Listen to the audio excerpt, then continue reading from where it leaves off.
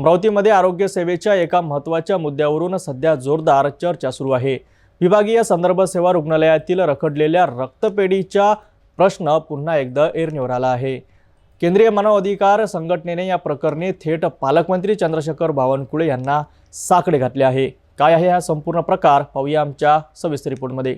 राज्याचे महसूल मंत्री व अमरावती जिल्ह्याचे पालकमंत्री चंद्रशेखर बावनकुळे यांची सुपर स्पेशालिटीमध्ये एक महत्त्वाची आढावा बैठक सुरू असताना इथे काही रक्तपेढी सुरू करण्यासाठी मागणी होता। काय ही मागणी कित्येक दिवसापासून? मी डॉक्टर शरद भोयर, केंद्र मानवाधिकार सुरक्षा संघटना अमरावती ब्रँचतर्फे निवेदन द्यायला आलो आदरणीय चंद्रशेखरजी बावनकुळे सरांना की 2015ला इथे ब्लड बँक करता परवानगी मिळालेली आहे, परंतु मागील 10 वर्षामध्ये इथे कुठल्याही तऱ्हेची रक्तपेढी इथे झालेली नाही।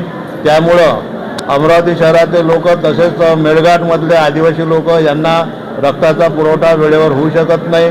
परवाचीच घटना आहे, आमच्या एका रुग्णाला कॅन्सरच्या बी ओ पॉझिटिव्ह रक्त पाहिजे होतं, परंतु पंजाबराव देशमुख बँकेमध्ये सुद्धा मिळालं नाही आणि युरिनमध्ये सुद्धा अवेलेबल मिळालं नाही। शेवटी 1600-1700 रुपये देऊन आम्हाला विकत घ्यावं लागते।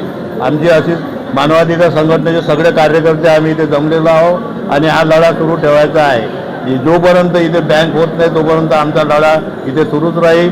आम्हाला सरांना विनंती करायची आहे, बावनकुळे सरांना, की यामध्ये लक्ष घालावे व रक्तपेढी या इथे सुपर स्पेशालिटीला सुरू करावी। अमरावतीच्या आरोग्य सेवेसाठी अत्यंत महत्त्वाच्या असलेल्या रक्तपेढीचा प्रश्न गंभीर आहे।